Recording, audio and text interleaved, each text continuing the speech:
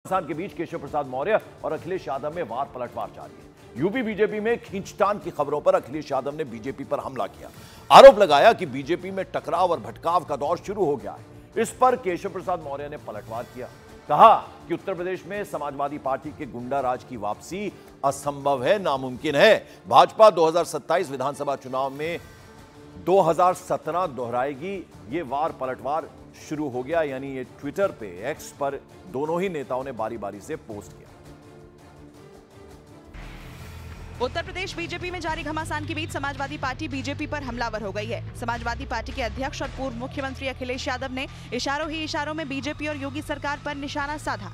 Social media x पर अखिलेश यादव ने लिखा कि बीजेपी में कुर्सी की लड़ाई की गर्मी है, जिसकी वजह से यूपी में शासन प्रशासन ठंडे बस्ते में है। उन्होंने कहा कि बीजेपी के अंदर तोड़फोड़ की राजनीति की वजह से बीजेपी झगड़ों के दलदल में फंस गई है, जिसकी वजह से बीजेपी में जनता के बारे में सोचने वाला कोई नहीं है। कि भारतीय जनता पार्टी के लोग आपस में लड़कर के और कुर्सी की लड़ाई में पूरा एडमिनिस्ट्रेशन खत्म कर दिया है। जहां इन्हीं के विधायक, इन्हीं के लोग आरोप लगा रहे हैं कि भ्रष्टाचार चल रहा है। हम लोगों ने अखबारों में पढ़ा है कि मुख्यमंत्री खुद स्वीकार कर रहे हैं कि बड़े पैमाने पर दलाली चल रही है। जिस प्रदेश के मुख्यमंत्री खुद स्वीकार कर रहे हों कि दलाली हो रही हो और अखबारों में बड़ा बड़ा लिखा हो कि दलाली हो रही है, तो जनता जानती होगी कि कितनी दलाली हो रही है। वहीं अखिलेश यादव के बयान पर यूपी के डिप्टी सीएम केशव मौर्य ने जबरदस्त पलटवार किया। एक्स हैंडल पर केशव प्रसाद मौर्य ने लिखा कि सपा बहादुर श्री अखिलेश यादव जी, भाजपा की देश और प्रदेश दोनों जगह मजबूत संगठन और सरकार है। सपा का पीडीए धोखा है। इसके साथ ही केशव प्रसाद मौर्य ने लिखा, यूपी में समाजवादी पार्टी के गुंडा राज की वापसी असंभव है। बीजेपी 2027 विधानसभा चुनाव में 2017 दोहराएगी। इस बीच उत्तर प्रदेश बीजेपी में मची सियासी हलचल के बीच केशव प्रसाद मौर्य लखनऊ वापस लौटा। दिल्ली दौरे के बाद उप मुख्यमंत्री केशव प्रसाद मौर्य बुधवार को लखनऊ पहुंचे। इस दौरान एयरपोर्ट पर मीडिया के सवालों को उन्होंने कोई जवाब नहीं दिया और चुपचाप वहां से निकल गए। केशव प्रसाद मौर्य ने दिल्ली दौरे के दौरान पार्टी के बड़े नेताओं से मुलाकात की। उन्होंने पार्टी के राष्ट्रीय अध्यक्ष जेपी नड्डा से भी मुलाकात की और कई मुद्दों पर उनसे बातचीत भी की। लेकिन जब वो एयरपोर्ट पर पहुंचे, लखनऊ एयरपोर्ट दिल्ली से वापसी पर, तो मीडिया ने उनसे सवाल पूछना चाहा, लेकिन उन्होंने किसी भी सवाल का जवाब नहीं दिया। और अमित पांडे दिल्ली से बीजेपी ऑफिस से हमारे साथ हैं, उसके अलावा अमित सिंह लखनऊ से। अमित सिंह, जरा पहले आप बताइए कि कुछ तो गड़बड़ थी, यानी अचानक से यूं उठ के केशव प्रसाद मौर्य और माफ कीजिएगा भूपेंद्र चौधरी पहुंच जाते हैं दिल्ली, तो यानी सब कुछ ठीक तो नहीं था। तो ऐसे में अटकलों का बाजार तो है ही, सियासी बयानबाजी भी शुरू हो जाती है। अखिलेश यादव ने तो तंज कर दिया कि टकराव और भटकाव की चीज शुरू हो गई है बीजेपी।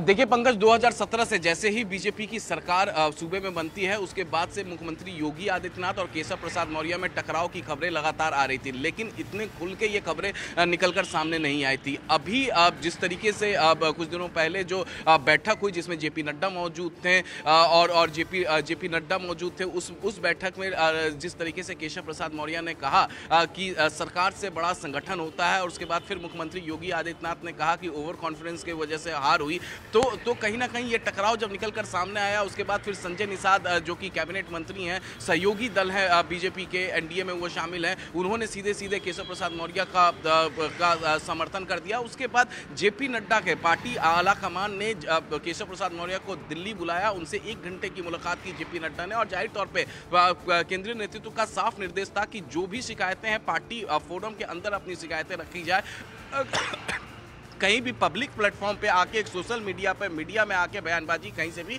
ना हो। तो ये साफ संकेत थे। कल केशव प्रसाद मौर्य पहुंच गए वो लखनऊ, लेकिन उन्होंने मीडिया से कोई बातचीत नहीं की। आज हम उनसे ट्राई करेंगे बातचीत करने के लिए, क्या कुछ निकल के आया। जी अमित पांडे, देखिए जिस तरह से केशव प्रसाद मौर्य और भूपेंद्र चौधरी पहुंचे थे दिल्ली, उन्हें क्लियर मैसेज दे दिया गया है कि अभी कंसंट्रेट कीजिए उपचुनावों पर, क्योंकि वो बहुत अहम है। जिस तरह से बुरा प्रदर्शन हुआ बीजेपी का, हमने देखा था अभी जब इलेक्शंस हुए थे। और दूसरी तरफ कहीं ना कहीं योगी आदित्यनाथ को भी एक मैसेज दिया गया है कि आप इंटैक्ट हैं, कहीं कोई किसी तरह का खतरा नहीं है।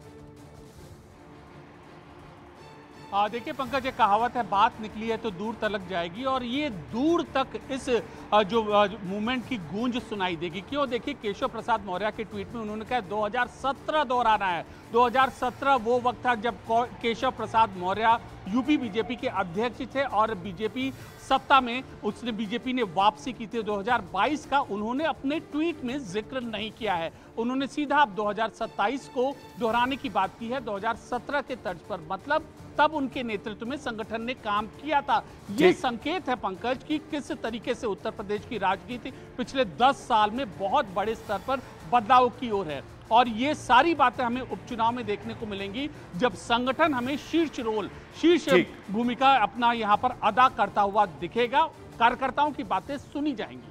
चलिए अमित पांडे, फिलहाल आपका बहुत बहुत शुक्रिया। और अमित सिंह, जैसा कि आपने वादा किया है कि आप केशव प्रसाद मौर्य से जरूर सवाल पूछेंगे और कुछ जवाब उनसे जरूर मिलेगा, बहुत बहुत शुक्रिया आप दोनों का हमारे साथ जुड़ने के लिए। उधर कांग्रेस ने बीजेपी पर हमला बोला और आरोप लगा दिया कि बीजेपी के अंदर लावा काफी दिनों से धधक रहा था, जो अब फूट गया है। वहीं कांग्रेस के आरोप पर बीजेपी ने जल्दी ही विपक्षी गठबंधन टूटने की आशंका जता दी।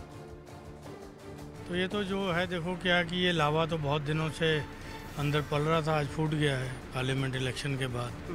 तो ये अंतरकलह तो है बीजेपी में। उत्तर प्रदेश में 42% के इर्द गिर्द भारतीय जनता पार्टी के पास वोट है, जो किसी के पास नहीं है।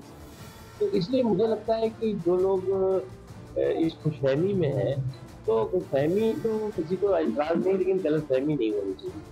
दूसरी चीज़ है कि आपको एक बात मैं बता दूं कि कांग्रेस के नेतृत्व वाला जो गठबंधन है वो बहुत जल्दी ही बिखरेगा और टूटेगा। इस बीच कांग्रेस प्रदेश अध्यक्ष ने सिराथू चुनाव के बहाने केशव प्रसाद मौर्य पर हमला बोल दिया, तो सत्ता पक्ष ने किसी भी तरह की कलह से साफ इनकार किया। दर्द सिराथू वाला है, जो सिराथू में चुनाव हार गए थे केशव मौर्य जी, वो दर्द वो है, वो दर्द अभी तक उनके पीछे लगा है, चला आ रहा है। उसी दर्द से केशव मौर्य परेशान है और वो दर्द बड़ा दुखदाई दर्द है। वो उनके और मुख्यमंत्री जी के बीच का दर्द है, वो जनता समझ चुकी है और जनता उसका जवाब लगातार दे रही है। आज के दिन हम लोग पॉलिटिकल लीडर और टीचर हैं, और टीचर और पॉलिटिकल टीचर होने के नाते नई पीढ़ी को लोकतंत्र के बारे में बताना आवश्यक है कि देश कानून और संविधान चलता है और वो सरकार चलाती है और सरकार को पार्टी चलाती है, और पार्टी बिना संगठन के शक्ति के पार्टी खड़ा सरकार बना ही नहीं सकती है। तो संगठन कार्यकर्ता होता है। ये तो सबको नई पीढ़ी को बताना ही पड़ेगा कि सर्वोपरि जो है, जो कार्यकर्ता जमीन पर है, भाग विधाता गांव रहता है, विचारधारा वो लेके जाता है, ये तो सार्वभौमिक है। मॉर्निंग प्राइम में बड़ी खबर आपको बता दें, प्रधानमंत्री नरेंद्र मोदी की अध्यक्षता में आज केंद्रीय कैबिनेट की बैठक होगी। सुबह 10:30 बजे का वक्त है। प्रधानमंत्री